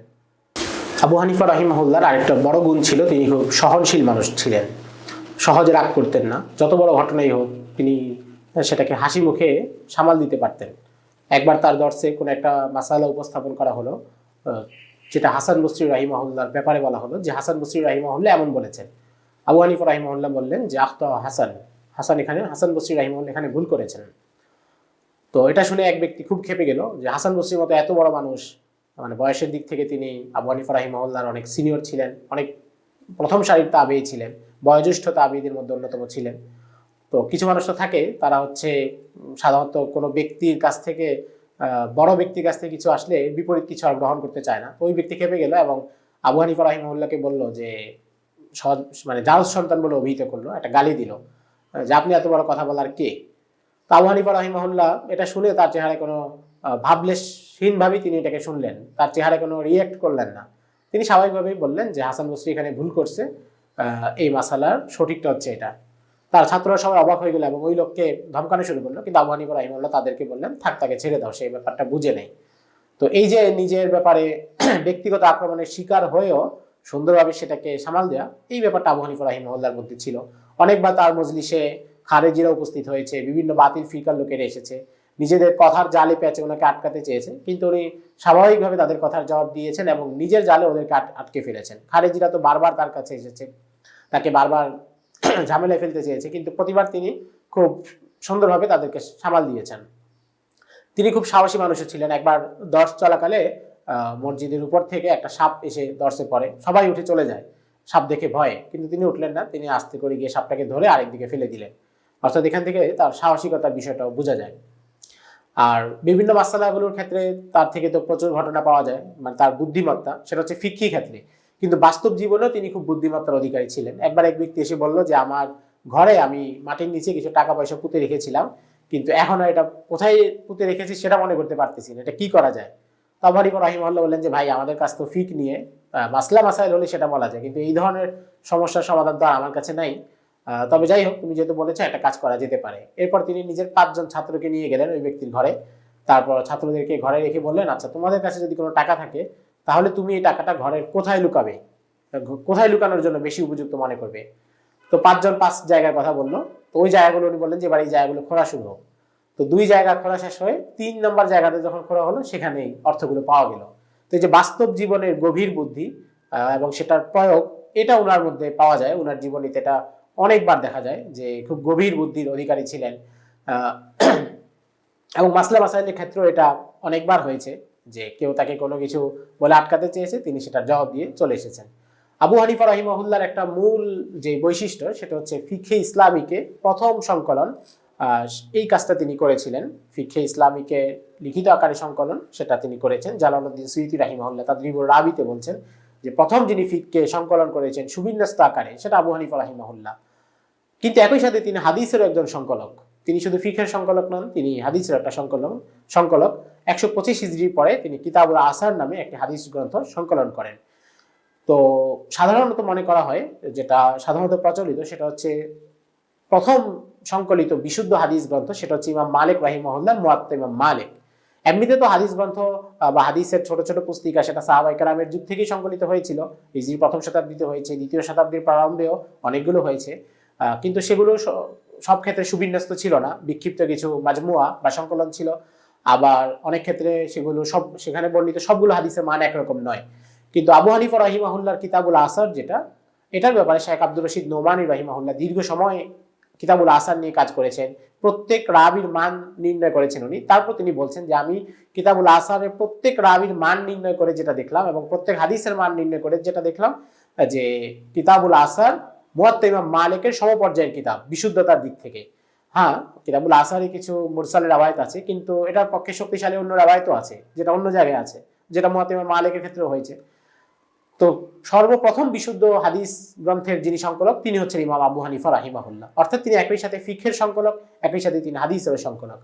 তারপর তিনি আরো কিছু কিতাব লিখেছেন, আল ফিকহুল আকবার, আল ফিকহুল আবসাত, যেগুলো আকীদা সংশ্লিষ্ট, এই কিতাবগুলো লিখেছেন। এবং তার থেকে তিনি বিভিন্ন সময় বিভিন্ন জনের কাছে চিঠি লিখেছেন, রিসালা লিখেছেন।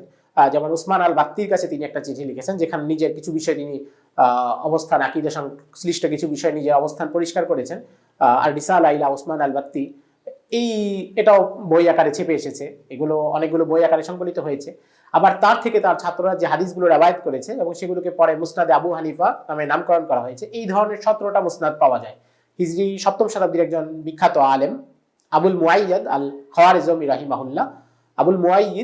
খাওয়ারিজমি রাহিমাহুল্লাহ, তিনি এই সবগুলো মুসনাদ থেকে, 17টা মুসনাদের মধ্য থেকে 15টা মুসনাদকে বাছাই করে জামিউল মাসানিদ নামে একটা হাদিস গ্রন্থ সংকলন করেছেন। এটা এখন ছেপে এসেছে।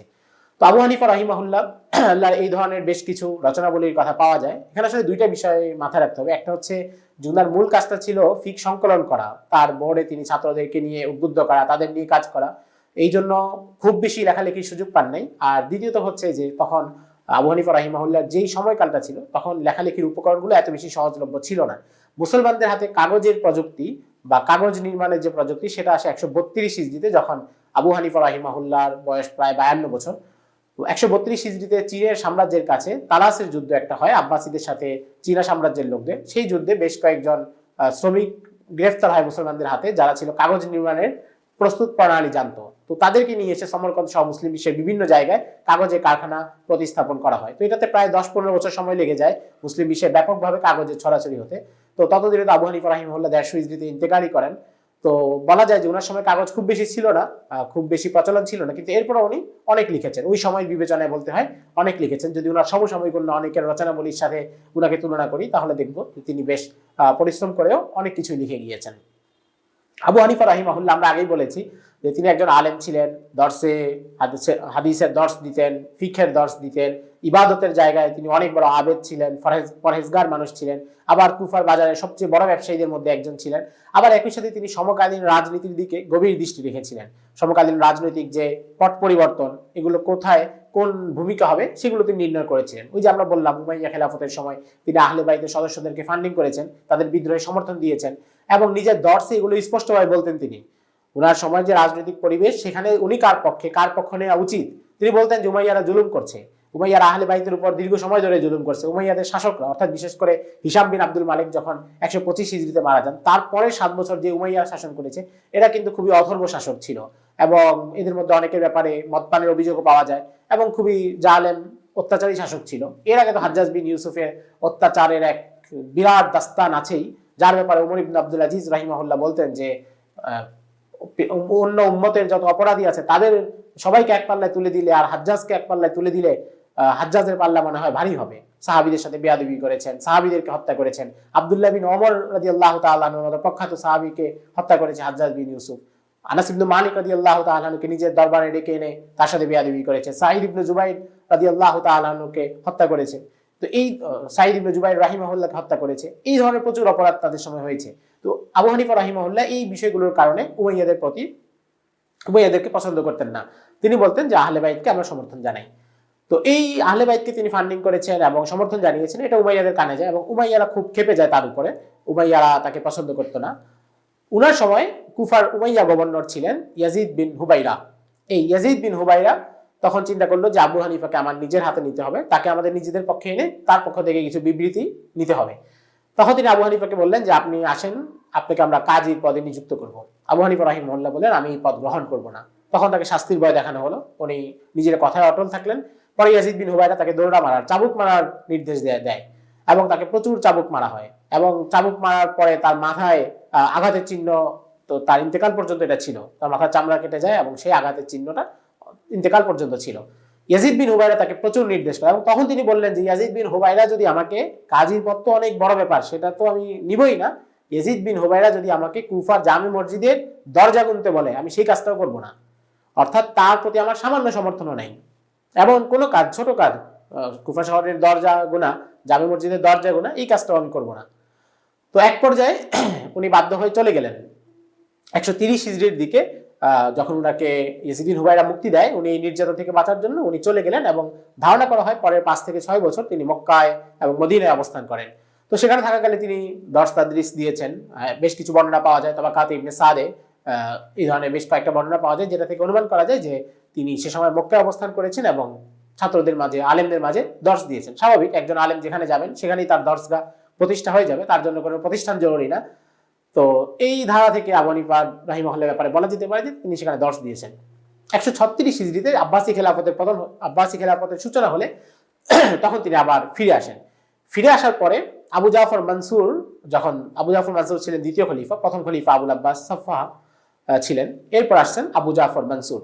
তো আবু জাফর মানসুরের সাথে আবার আবু হানিফা রাহিমাহুল্লাহর দ্বন্দ্ব হয়। তিনি আব্বাসীদেরকেও জালেম মনে করতেন এবং এই ধরনের ক্ষমতায় থাকার জন্য যে নৈতিক ভিত্তি দরকার সেটা তাদের নাই বলে মনে করতেন। এই জন্য যখন নাফসে জাকিয়া আব্বাসী খেলাফতের বিরুদ্ধে বিদ্রোহ করে, তখন আবু হানিফা রাহিমাহুল্লাহ নাফসে জাকিয়াকে সমর্থন দেন এবং তিনি তখন তার একটা কথা পাওয়া যায় যে আমার তো সরাসরি যাওয়ার সুযোগ নেই, নাহলে আমি নিজে সরাসরি যেতাম।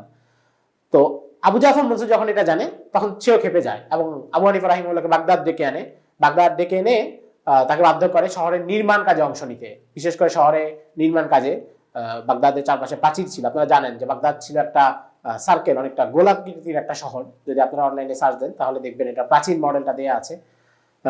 তো গোলাকৃতির শহর, এখানে ইট দিয়ে অনেক ভবন নির্মাণ করা হয়েছিল। কাসরুল খুলদ, যেটা বাদশাহের থাকার প্রাসাদ, সেটা নির্মাণ করা হয়। জামে আবু জাফর মানসুর, বিখ্যাত মসজিদ, সেটা নির্মাণ করা হয়। তো আবু হানিফা রাহিমাহুল্লাহকে ইটগুলো গণনা করার দায়িত্ব দেওয়া হয়েছিল। এখানেও তিনি প্রখর বুদ্ধিমত্তার পরিচয় দেন। ডক্টর হামিদুল্লাহ তিনি লিখেছেন আবু হানিফা রাহিমাহুল্লাহ এর আগে অন্য মানুষরা করতো কি, কোথাও যখন ইট রাখা হতো তারা প্রত্যেকটা ইট গুনতো, একটা করে গুনে টোটাল একটা সংখ্যা হিসাব করতো। কিন্তু আবু হানিফা রাহিমাহুল্লাহ সেটা করেননি। তিনি করেছেন কি, যে জায়গায় ইট রাখা হলো সেটার দৈর্ঘ্য প্রস্থ উচ্চতা এবং প্রত্যেকটা ইটের আলাদা আলাদা দৈর্ঘ্য প্রস্থ উচ্চতা মেপে উনি গাণিতিক নিয়মে হিসাব করে ফেলেছেন যে এতটুকু জায়গায় একটা ইট লাগলে তাহলে এতটুকু জায়গায় কতগুলো ইট রাখা হয়েছে। এই জন্য উনি খুব দ্রুত হিসাবটা করে ফেলতে পারতেন, খুব দ্রুত ইট গণার হিসাবটা করে তারপরে অন্য কাজ করতেন। এক পর্যায়ে আবু জাফর মানসুর তাকে বললো যে আপনি কাজীর পদ গ্রহণ করেন। তখন তিনি এটাকে এড়িয়ে গেলেন। উনি ওই প্রথমে বললেন যে আমি পদের যোগ্য না। আবু জাফর মানসুর বললেন না আপনি যোগ্য। আবু হানিফা রাহিমাহুল্লাহ বললেন যে যদি আমার কথা সত্য হয় তাহলে তো আমি যোগ্য না, এটাই ঠিক। আর যদি আপনার কথা সত্য হয় যে মানে আমি আসলেই যোগ্য, তাহলে তো আমি মিথ্যা বললাম, তো মিথ্যুক তো কাজী হতে পারবে না। যে লোক মিথ্যা মিথ্যা বলার অভ্যাস যার, তার কাছে কি আমানত পাবেন, তার কাছে আমানতের খেয়ানত হবে। আবু জাফর মানসুর ওনার কথার প্যাচে আটকে গেল, কিন্তু ব্যাপারটা সে নর্মালি নিতে পারলো না। সে আবু হানিফা রাহিমাহুল্লাহকে বন্দি করার নির্দেশ দিল এবং সেখানেও তাকে চাবুক আঘাত করা হতো, চাবুক পেটা করা হতো, কিন্তু তিনি নিজের মত থেকে সরেই আসেননি। এক পর্যায়ে দুইটা মত পাওয়া যায়, একটা হচ্ছে যে তাকে কারাগার থেকে মুক্তি দেওয়া হয়, তারপর তার ঘরে তাকে বিষ পানে হত্যা করা হয়, যেখানে আবু জাফর মানসুরের সরাসরি হাত ছিল। অথবা আরেকটা বর্ণনা পাওয়া যায় যে না, কারাগারেই তাকে বিষ পানে হত্যা করা হয়। 150 হিজরি, সেটা ছিল 150 হিজরি ঘটনা। আবু হানিফা রাহিমাহুল্লাহ ইন্তেকাল করেন, বিষ পানে তাকে হত্যা করা হয়। চিন্তা করুন, এত বড় একজন ইমাম, এত বড় একজন আলেম, তিনি নিজের সময়ের জালেমের সাথে আতাত করতে রাজি হন নাই, তাদেরকে সামান্য সমর্থনও দিতে রাজি হন নাই। তবু তিনি জানতেন যে এই কাজের ফলাফল কি, তাকে কোন ধরনের কঠিন বিপদের মুখোমুখি করা হবে, কঠিন শাস্তির মুখোমুখি করা হবে। কিন্তু এরপরও তিনি এই কাজগুলো করেননি এবং তাকে সেখানে ইন্তেকাল করা হয়। তিনি সেখানে বিষ পানে তাকে হত্যা করা হয়। ইন্তেকালের আগে তিনি ওসিয়ত করেছিলেন যে আমাকে বাগদাদের সীমানার ভিতরে দাফন করবে না, আমাকে একটু বাইরে দাফন করবে। কারণ ওনার মাসালা অনুসারে ওনার নীতি ছিল যে বাগদাদের যে জমিগুলো আবু জাফর মনসুর, এই শহরটা আবু জাফর মনসুরের হাতেই প্রতিষ্ঠা হয়, এটা একটা মুক্ত আবাদি জমি ছিল। আবু জাফর মনসুর এটাকে পছন্দ করেন এবং এখানে শহর নির্মাণের পরিকল্পনা করেন। তো আবু হানিফা রাহিমাহুল্লাহর পর্যবেক্ষণ ছিল যে এখানে সবগুলো জমি বৈধভাবে নেওয়া হয়নি, মানে এখানে যে জমিগুলো নেওয়া হয়েছে কিছু মানুষ থেকে অন্যায়ভাবে কেড়েও নেওয়া হয়েছে। তো উনি মনে করতেন যে এই অবৈধ জায়গায় আমার কবর হতে পারে না, এই জন্য উনি ওসিয়ত করে গেছেন যে আমার কবরও যেন বাগদাদে না হয়, বাগদাদের তখনকার বাগদাদ আমার বাগদাদের সীমানার বাইরে কবর দিতে হবে। তো আবু হানিফা রাহিমাহুল্লাহর যখন জানাজা হলো তখন আবু জাফর মানসুর নিজে উপস্থিত হলো। এটা রাজনৈতিক কৌশল, সর্বযুগেই এই ধরনের রাজনৈতিক কৌশল থাকে, সমবেদনা জানানোর জন্য সে হাজির হলো। তো এসে শুনলো যে জানাজা এখানে হবে, জানাজা শহরের বাইরে হবে। তো সে অবাক হলো যে জানাজা শহরের বাইরে কেন? তখন তাকে বলা হলো আবু হানিফা রাহিমাহুল্লাহ এই কথা বলে গেছেন। তখন সে বললো যে আবু হানিফা জীবিত কালেও আমাকে ছাড়ে নাই, মৃত্যুর পরেও তো আমাকে ছাড়তেছে না, মানে মারা যাওয়ার আগেও সে আমার ব্যাপারে তার অবস্থান, তার দৃঢ়তা, এটা সে ক্লিয়ার করে গেল। আবু হানিফা রাহিমাহুল্লাহর প্রায় 6 বার জানাজা হয়। প্রথমবারের জানাজায় প্রায় 50,000 মানুষ উপস্থিত ছিলেন। ওই যুগের বিবেচনায় এটা অনেক বড় একটা সংখ্যা। এবং এরপরে আরো একাধিক জানাজা হয়, মানুষের ভিড়ের কারণে স্থান সংকুলন হচ্ছিল না, এই জন্য বারবার জানাজা হয়। তার ইন্তেকালের পর তার ছাত্র আব্দুল্লাহ ইবনে মুবারক রাহিমাহুল্লাহ বললেন, লাকাদ জানাল বিলাদা ওয়া মান আলাইহা ইমামুল মুসলিমিন আবু হানিফা, যে আবু হানিফা তো এমন এক ব্যক্তিত্ব ছিলেন যিনি মুসলমানদের জনপদগুলো এবং সেখানে যারা বসবাস করে তাদের সেই বাসিন্দাদের সবাইকে ইলমের আলোয় আলোকিত করে দিয়েছেন, একেবারে চমকে দিয়েছেন। তার এক ছাত্র যখন তার লাশ গোসল দেওয়াচ্ছিলেন তখন তিনি বললেন যে হে আবু হানিফা, আপনি তো সবার উপরে আপনাকে অনুসরণ করার কাজটা কঠিন করে দিয়ে গেলেন। আপনি টানা 40 বছর ইশার ওযু দিয়ে ফজরের নামাজ পড়েছেন, আপনি এত এত ইলমের চর্চা করেছেন, ইবাদত করেছেন, মানুষকে দান সদকা খায়রাত করেছেন, জালিমের সামনে সত্য উচ্চারণ করেছেন নির্দ্বিধায় নির্ভয়ে, আপনাকে অনুসরণ করার কাজটা তো আপনি কঠিন করে গেলেন। আব্দুল্লাহ ইবনে মুবারক রাহিমাহুল্লাহ বলেন যে সবাই চলে যাওয়ার আগে নিজের প্রতিনিধি রেখে যায়, তারপরে তার মতো কাউকে সে রেখে যায়, কিন্তু আবু হানিফা এমন এক মানুষ ছিলেন তিনি চলে গেছেন কিন্তু তার মতো কাউকে আর রেখে যান নাই। তার ছাত্ররা সবাই অনেক যোগ্য ছিলেন। আব্দুল্লাহ ইবনে মুবারক রাহিমাহুল্লাহর আবেগ কথা এটা আপন জায়গায় স্পষ্ট, কিন্তু আবার এটাও সত্য যে আবু হানিফা রাহিমাহুল্লাহ ছাত্ররা সবাই অনেক যোগ্য আলেম ছিলেন, আমরা যাদের নাম বলেছি। কিন্তু আব্দুল্লাহ ইবনে মুবারক রাহিমাহুল্লাহ নিজের আবেগ থেকে বলছেন যে আপনি আপনার মতো আর কাউকে রেখে যান নাই। তো আবু হানিফা রাহিমাহুল্লাহর পুরো জীবন যদি আমরা পর্যালোচনা করি তাহলে আমরা দেখি যে তিনি ছিলেন একজন তাবেঈ ছিলেন, সাহাবীদের সাথে তার সাক্ষাৎ হয়েছে, সাহাবীদের কাছ থেকে কিছু হাদিসও বর্ণনা করেছেন, হাদিস শাস্ত্রে অনেক দক্ষ ছিলেন, ফিকহ শাস্ত্রে অনেক দক্ষ ছিলেন। সর্বপ্রথম বিশুদ্ধ হাদিস গ্রন্থ সংকলন তিনি করেছেন। ফিকহের ক্ষেত্রে হানাফি মাযহাবকে, হানাফি ফিকহকে তিনি সংকলন করেছেন।